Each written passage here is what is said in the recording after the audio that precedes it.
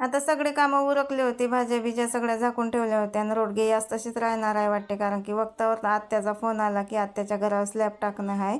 तर दादा तर काही घरी नव्हती, मग आता मलाच जावं लागते. तर मग मी मस्त असा ड्रेस घातला, टी शर्ट आपली काढून फेकली, मस्त मेकअप केलं, केस धुएल होते, ओले होते म्हणून मोकळे सोडले.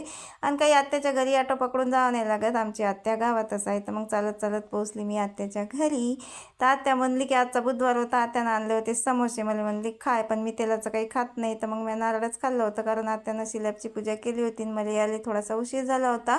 आणि आत्यानं घुगऱ्या शिजायला टाकल्या होत्या. तर म्हटलं चला आत्याचं घर कसं बांधणं चालू आहे. तर दोघी फुईभाषा पोहोचलो आम्ही घराजवळ. तर स्लॅब थोडाच झाला होता, म्हणजे चालूच झाला होता. तर आत्यानं इकडे घुगऱ्या टाकून दिल्या होत्या आणि आता मला बनवायची होती पोहे.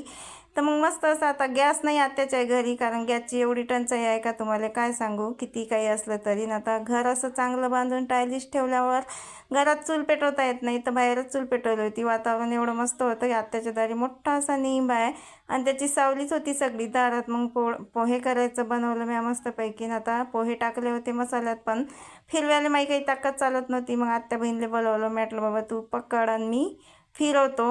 आणि मस्त असे पोहे करून घेतले. आता मला घरी जायचं होतं, पोहे बिहे खाऊनही घेतले होते मी. आपण इकडे एवढ्या शेवग्याच्या शेंगा आहेत का तुम्हाला काय सांगू, मस्त अशा शेवग्याच्या शेंगा तोडून घेतल्या आणि घरी पोचलो, आईजवळ दिल्या. आणि आता फक्त कपड्याच्या घड्या करायच्या होत्या मला, कारण का स्वयंपाकही जसं असतं चालू होता आणि जेवणही केलं नाही तर भांडेही नव्हती. मस्त अशा कपड्याच्या घड्या करून घेतल्या. आणि चला मग भेटूया पुढच्या ब्लॉगमध्ये. व्हिडिओ आवडल्यास व्हिडिओ लाईक करा, चॅनलवर नवीन असाल तर चॅनलला सबस्क्राईब करा. बाय.